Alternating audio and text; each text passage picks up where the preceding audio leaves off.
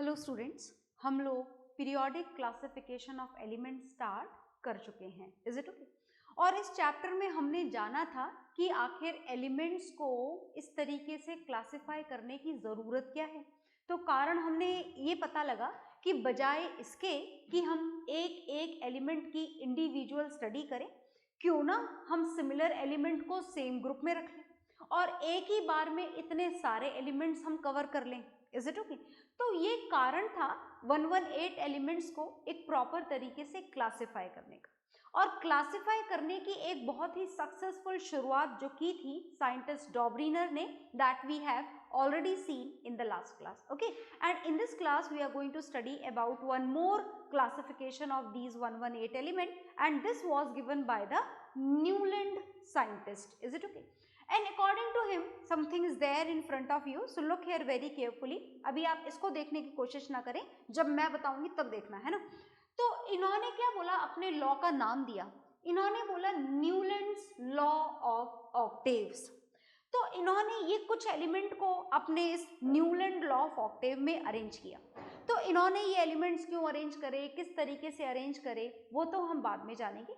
सबसे पहले आप ये जानें कि जो न्यूलैंड साइंटिस्ट थे, इनके जो क्लासिफिकेशन का, ये whatever is there in front of you, ये जो भी आपके सामने बना हुआ है, it was provided by the same scientist, Newlands scientist ने ही ये प्रोवाइड करा था। But when it was provided to you, जब ये आपको प्रोवाइड किया गया न्यूलैंड लॉ ऑफ ऑक्टेव, तो इसका कॉन्सेप्ट क्या था? इसका कॉन्सेप्ट वही था जो डॉब्रीनर का था, और इवन इसके बाद में भी कुछ साइंटिस्ट ने इस कॉन्सेप्ट को यूज किया। कौन से कॉन्सेप्ट की बात हो रही है?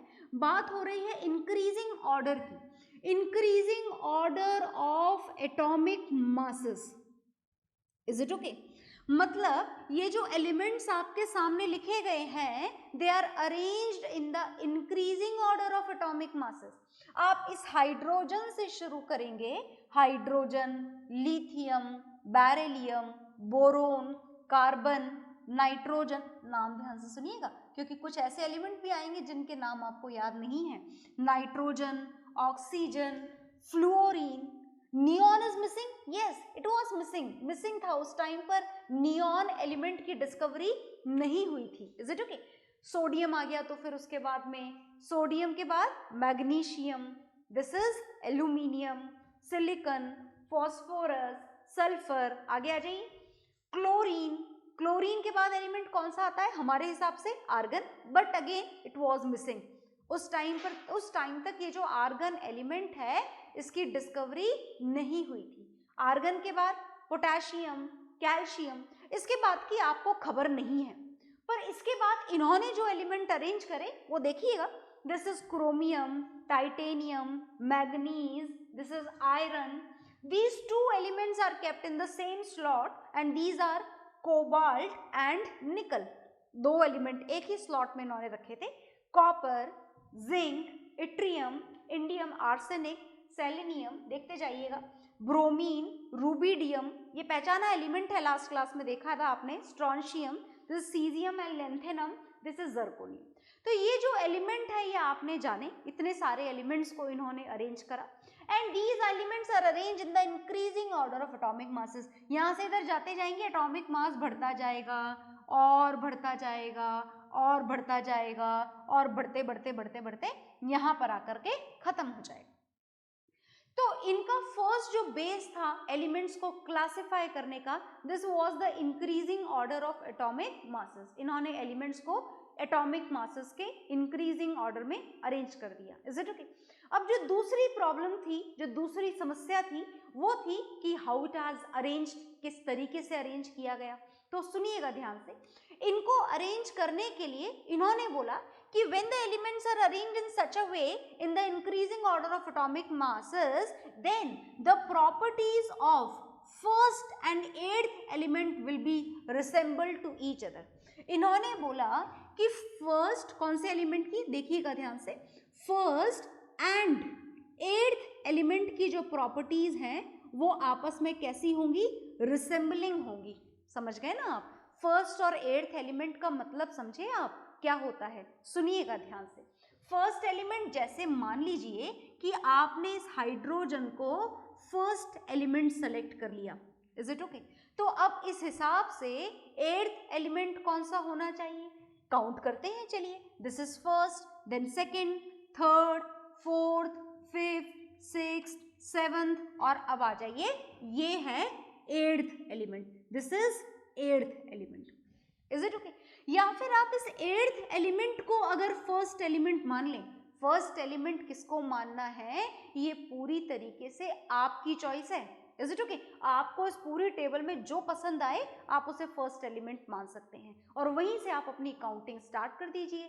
जैसे ही आप 8th एलिमेंट पर पहुंचेंगे समझ जाइए कि आपने सिमिलर प्रॉपर्टी वाला एलिमेंट ढूंढ लिया, इज इट ओके? तो चलिए देखते हैं।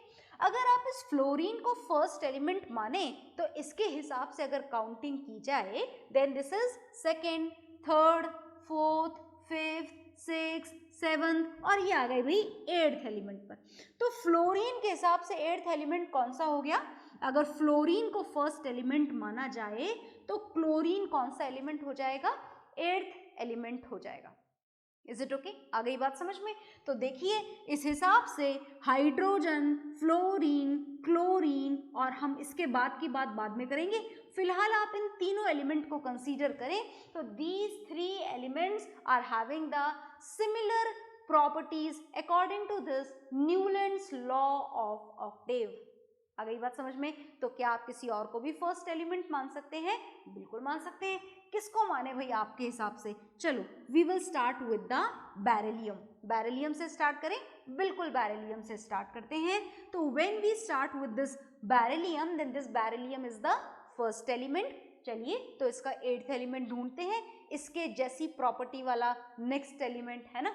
बेरिलियम के बाद में आया बोरोन, देन कार्बन, फिर नाइट्रोजन, ऑक्सीजन, फ्लोरीन, सोडियम और ये मिल गया हमें 8th एलिमेंट मैग्नीशियम। काउंटिंग कर लीजिएगा आप और देख लीजिएगा कि ये 8th एलिमेंट है या नहीं है। डेफिनेटली ये 8th एलिमेंट है और 8th एलिमेंट है इसका मतलब कि beryllium and magnesium must be having the similar chemical properties. कैसी प्रॉपर्टीज होनी चाहिए? Exactly same. Is it okay? होती है क्या? बिल्कुल होती है। एक आध तो हमें पता ही है जैसे कि दोनों मेटल्स हैं। दूसरी बात हमें पता है they both are having the similar electrovalency which is +2 and many more. बहुत सारी और भी प्रॉपर्टीज हैं जो इसमें कॉमन है। तो इसी तरीके से बेरिलियम, मैग्नीशियम, कैल्शियम इन सारे एलिमेंट की प्रॉपर्टीज भी क्या होंगी? Exactly same. तो अब आपके सामने Newlands law of Octave completely लिखा हुआ है। आप चाहें जिसे फर्स्ट एलिमेंट माने और जैसे ही फर्स्ट एलिमेंट आप मान लेंगे काउंटिंग करके 8th पर पहुंच जाएं और फर्स्ट एंड 8th एलिमेंट की प्रॉपर्टी आपको कैसी मिलने वाली है? एग्जैक्टली सेम मिलने वाली है। आ गई ना बात समझ में? तो ये था न्यूलैंड लॉ ऑफ ऑक्टेव। अब ये जो न्यूलैंड लॉ ऑफ ऑक्टेव है बहुत ध्यान से सुनिएगा क्योंकि इसमें ढेर सारी कमियां थी, पर कमियां हम बाद में जानेंगे। पहले मैं आपको इसका एक कंपैरिजन बताने जा रही हूँ। This Newland law of octave can be compared with the music notes. Music notes आपने सुने? वो सा, रे, गा, म, पा, धा, नी, सा सुने है ना आपने? बस उसी म्यूजिक नोट से इसको क्या किया जाता है? कंपेयर किया जाता है। कैसे कंपेयर किया जाता है? As in this music note if we start with the word sa then this 8th will be resembling to this sa and sa. Is it okay? So exactly similarly in the Newland law of octave the first and 8th element are going to share the similar chemical property. Accordingly it can be compared, it can be resembling with the music notes सा रे गा मा पा धा नी सा। तो आप इससे इसका कंपैरिजन कर सकते हैं। तो ये न्यूलैंड लॉ ऑफ ऑक्टेव था जिन्होंने एलिमेंट्स को, दोबारा से मैं याद दिला रही हूँ, जिन्होंने एलिमेंट्स को एटॉमिक मासेस के इंक्रीजिंग ऑर्डर में अरेंज किया। Is it okay? Increasing order में अरेंज किया और ऐसा बोला कि फर्स्ट और 8th एलिमेंट की प्रॉपर्टी क्या होंगी? रिसेंबलिंग होंगी। बहुत ही बढ़िया बात इन्होंने हमको बताई, बहुत ही बढ़िया तरीका इन्होंने एलिमेंट्स को अरेंज करने का हमको बताया, but with a great number of, with a large number of limitations. बहुत सारी लिमिटेशंस थी इस न्यूलैंड लॉ ऑफ ऑक्टेव में। तो क्या क्या कमियां रह गई, इनकी लिमिटेशंस क्या क्या रह गई। हमारे पास में जगह थोड़ी कम है, मैं यही लिखूंगी इसकी लिमिटेशंस। कारण ये है लिमिटेशंस को यहाँ पर लिखने का, क्योंकि जो न्यूलैंड लॉ ऑफ ऑक्टेव का फॉर्मेट आपके सामने बनाया हुआ है, इस फॉर्मेट को हम रफ नहीं करेंगे, because we need to know all these limitations which were there in the Newlands law of octave. तो चलिए जानते हैं कि क्या क्या कमियां रह गई। देखो, कमी पहली तो ये रह गई कि ये जो रूल इन्होंने बनाया, it is applicable only till calcium. ये इनका न्यूलैंड लॉ ऑफ ऑक्टेव कहाँ तक सही प्रूव हुआ, ये इनका न्यूलैंड लॉ ऑफ ऑक्टेव सिर्फ कैल्शियम तक सही प्रूव हुआ। तो ये रहा कैल्शियम, मतलब अगर मैग्नीशियम को फर्स्ट एलिमेंट मानो तो ये एट्थ एलिमेंट कैल्शियम है, और इन दोनों की प्रॉपर्टी कैसी हो जाएंगी, सेम हो जाएंगी। पर अगर आप इसको, जैसे आपने मैग्नीज को फर्स्ट एलिमेंट मान लिया इन केस, और मैग्नीज से आप कंपैरिजन शुरू करो, तो फर्स्ट एंड एट्थ एलिमेंट की प्रॉपर्टीज रिसेंबल होना बंद हो जाती है। मतलब this Newland law of octave is correct not corrected, this is correct only till this element calcium. Is it okay? दूसरी लिमिटेशन क्या थी इनकी, दूसरी कमी क्या थी, न्यूलैंड लॉ ऑफ ऑक्टेव में ये मान लिया गया, ये सोच लिया गया, ये कंफर्म कर दिया गया इस न्यूलैंड लॉ ऑफ ऑक्टेव के अकॉर्डिंग कि आज की डेट में 56 एलिमेंट्स नोन हैं, और इस एलिमेंट के बाद में ना तो कोई एलिमेंट आएंगे आगे, और ना ही इन्होंने किसी भी तरीके की एलिमेंट की अपने इस फॉर्मेट में जगह छोड़ी। तो बिल्कुल कंफर्म डिक्लेयर कर दिया गया कि here 56 elements are present, and in the near future also the number of elements will remain only 56। पर ऐसा तो सही है ही नहीं, क्योंकि हम तो जानते हैं कि अगर बात एलिमेंट्स की जाए तो कितने सारे पता है हमको, पता है ना आपको, 118 elements, more than double of 56 elements, है ना, बिल्कुल ऐसी बात है। तीसरी प्रॉब्लम की इन्होंने दो एलिमेंट को सेम स्लॉट में रख दिया। ढूंढो जरा कहाँ मिले आपको ये कोबाल्ट एंड निकल, ये रहे। ये कोबाल्ट एंड निकल एलिमेंट दो हैं और सेम स्लॉट में रख दिया। एक एलिमेंट की जगह थी इनके हिसाब से, और एक एलिमेंट की जगह में दो एलिमेंट रख दिए। चलो कोई बात नहीं, रख दिए तो रख तो दिए, पर दूसरी प्रॉब्लम ये कि इन दो एलिमेंट को एक ही स्लॉट में रखा गया, और ऐसे स्लॉट में रखा गया जिन एलिमेंट के साथ में इनकी प्रॉपर्टी मैच ही नहीं करती। Cobalt and nickel are not at all having the similar property as that of hydrogen, fluorine, chlorine and bromine. Fluorine, chlorine, bromine से कोबाल्ट एंड निकल की प्रॉपर्टी मैच नहीं करती, तो cobalt and nickel are kept in the wrong slot with the wrong column, as they don't have the similar properties as that of fluorine, chlorine and bromine, and as we know they all are the halogens, and this cobalt and nickel are not at all halogens. इनको हम क्या बोलते हैं, याद है ना नाम, fluorine, chlorine, bromine and one more iodine. These are the elements which are known as halogens. इनकी प्रॉपर्टी बिल्कुल अलग होती है, कोबाल्ट एंड निकल की प्रॉपर्टी बिल्कुल अलग होती है। Is it okay? तो मतलब cobalt and nickel does not have the similar property as that of the element which are present in that particular column. तो ये एक इसकी लिमिटेशन थी। अच्छा, चौथी प्रॉब्लम ढूंढो। देखो एक और प्रॉब्लम थी, देखो कितनी सारी प्रॉब्लम है न्यूलैंड लॉ ऑफ ऑक्टेव में, पर आप ये तो नहीं बोल सकते कि ये फेल हो गया, क्योंकि लगभग कैल्शियम तक तो इन्होंने एलिमेंट्स को अरेंज कर ही दिया था, और ये बता दिया इन्होंने हमको कि if the elements are arrange in the increasing order of atomic masses then the properties will repeat. ये इन्होंने बहुत बढ़िया काम किया था, इज इट ओके? पर इस बढ़िया काम में एक और क्या कमी रह गई, हम उसको जानने जा रहे हैं, देखिएगा ध्यान से। नेक्स्ट कमी ये थी कि कोबाल्ट एंड निकल यहाँ और आयरन वहां, दिख रहा है ना आपको, कोबाल्ट एंड निकल तो इधर रह गया और आयरन वहां पहुंच गया।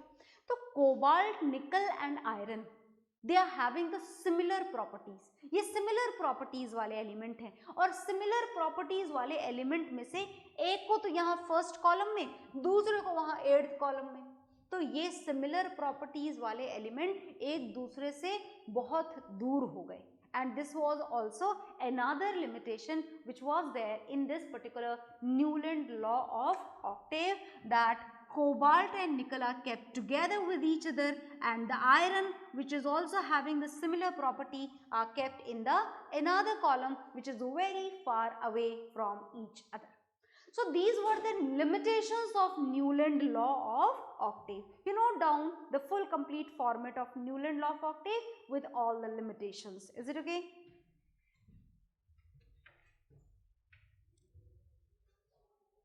तो आपने ये नोट डाउन कर लिया होगा, और इसी के साथ में जो हमारा न्यूलैंड लॉ ऑफ ऑक्टेव है वो कंप्लीट हो गया। न्यूलैंड लॉ ऑफ ऑक्टेव ने हमको एक बहुत ही बड़ा एक प्रॉब्लम हमारी सॉल्व कर दी। इन्होंने बोल दिया कि भाई इतने सारे एलिमेंट्स को अरेंज तो किया जा सकता है ना, और अरेंज करने का जो एक तरीका इन्होंने हमें बताया वो भी बहुत अच्छा था। कौन सा तरीका बताया इन्होंने हमको? Increasing order of atomic masses. तो इन्होंने बोला कि एलिमेंट्स को कौन से ऑर्डर में अरेंज कराना होगा हमको? इन the increasing order of atomic masses. बहुत बढ़िया बात इन्होंने हमको बताई। Is it okay? इन्होंने बोला कि ऐसा करने से एलिमेंट्स की प्रॉपर्टीज एक रेगुलर इंटरवल के बाद में क्या होती है? रिपीट होती हैं।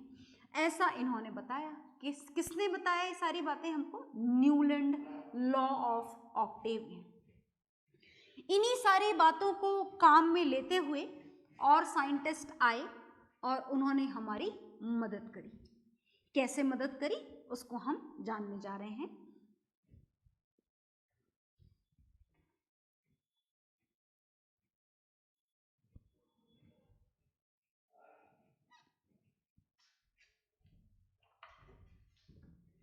हाँ जी, तो सुनिएगा ध्यान से। अब जो हमारे सामने जो स्वरूप आया एक एलिमेंट्स के क्लासिफिकेशन का, that is great.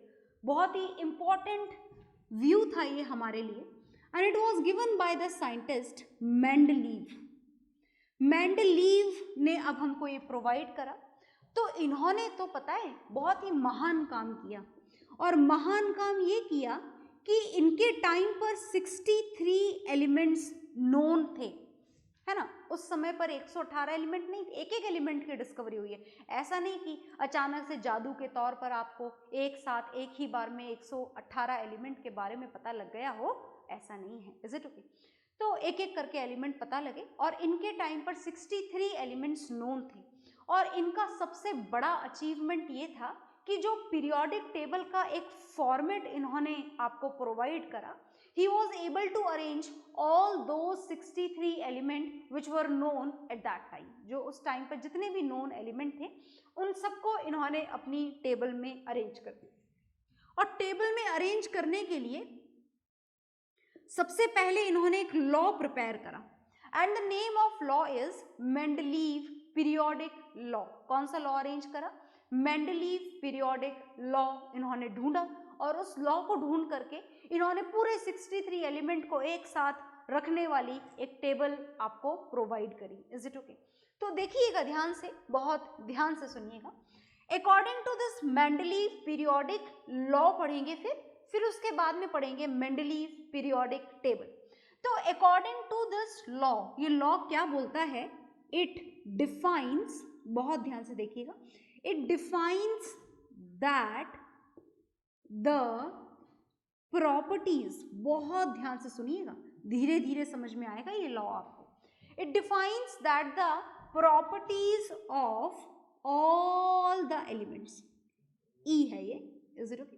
The properties of all the elements are a periodic function, periodic function of their atomic masses, atomic masses। This is Mendeleev periodic law। क्या आपको समझ में आया? चलो कोशिश करते हैं समझने की, देखिएगा ध्यान से। According to this Mendeleev periodic law, the first achievement is already discussed। हम कर चुके हैं first achievement का discussion, that he was the only one which was able to arrange all the elements known at that time। Okay? अब देखिएगा कि law क्या कहता है। लॉ ये बोलता है defines that the properties, which properties? Both physical and chemical. Properties of elements are a periodic function of their atomic masses. अब देखिए हम केमिस्ट्री तो बाद में समझेंगे, पहले हम इस वर्ड का मतलब समझते हैं, पीरियोडिक फंक्शन का मतलब समझते हैं। किसका मतलब हम समझने जा रहे हैं? पीरियोडिक फंक्शन का। वैसे ये पीरियोडिक फंक्शन एक मैथमेटिकल टर्म है, पता है आपको ये बात कि this is a mathematical term. Some functions are there which are considered as the periodic function. जैसे आप ट्रिग्नोमेट्री पढ़ चुके हैं, इसीलिए हम शुरुआत और इस पीरियोडिक फंक्शन नाम के वर्ड का डिस्क्रिप्शन ट्रिग्नोमेट्री से मैच करके पता लगाते हैं। जैसे आपने ट्रिग्नोमेट्रिक फंक्शन में एक फंक्शन पढ़ा है साइन थीटा, पढ़ा है ना साइन थीटा, बिल्कुल पढ़ा है। और आपको बहुत अच्छे से है ना साइन 0 डिग्री की वैल्यू भी पता है साइन 0 डिग्री की वैल्यू बहुत अच्छे से आप याद कर चुके हैं, मुझे पता है साइन 0 डिग्री इज 0। पर क्या आपको साइन 180 डिग्री की वैल्यू पता है? नहीं पता होगी, मैं बता देती हूँ। साइन 180 डिग्री की वैल्यू भी 0 होती है।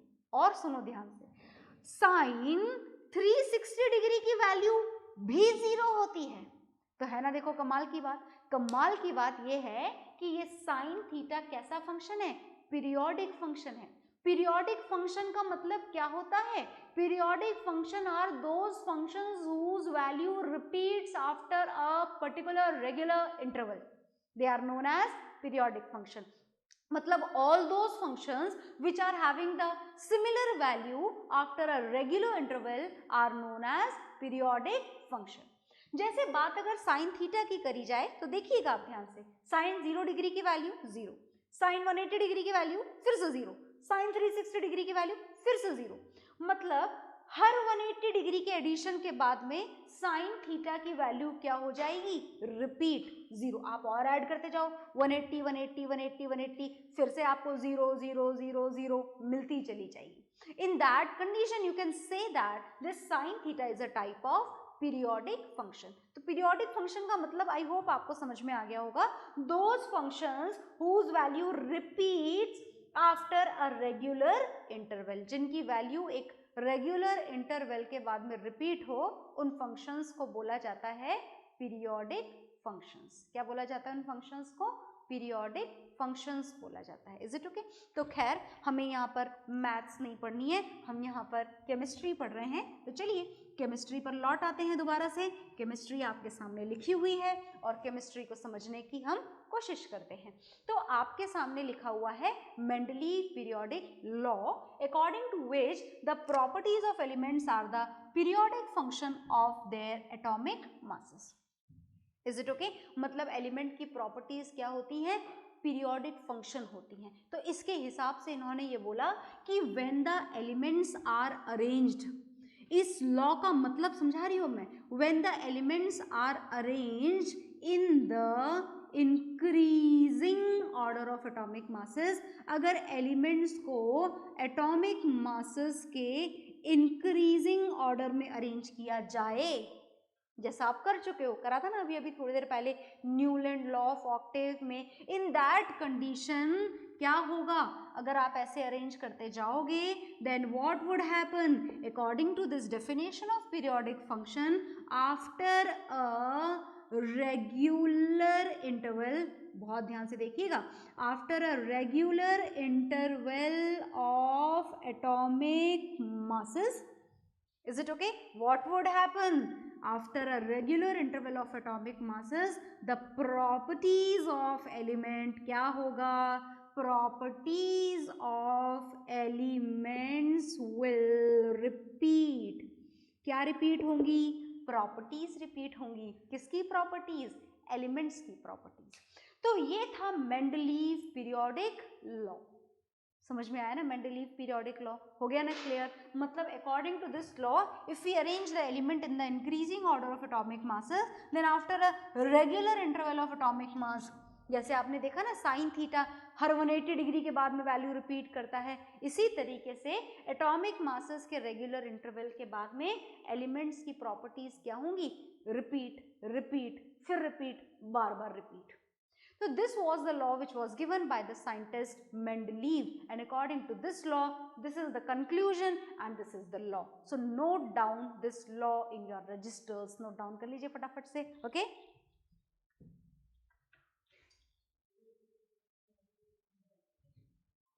तो आपने ये नोट डाउन कर लिया होगा, और इसको नोट डाउन करने के बाद में इस मेंडलीव साइंटिस्ट के अकॉर्डिंग किस तरीके से 63 एलिमेंट्स को एक साथ एक ही टेबल में अरेंज किया गया successfully, that will see in the next class. Okay, bye everyone.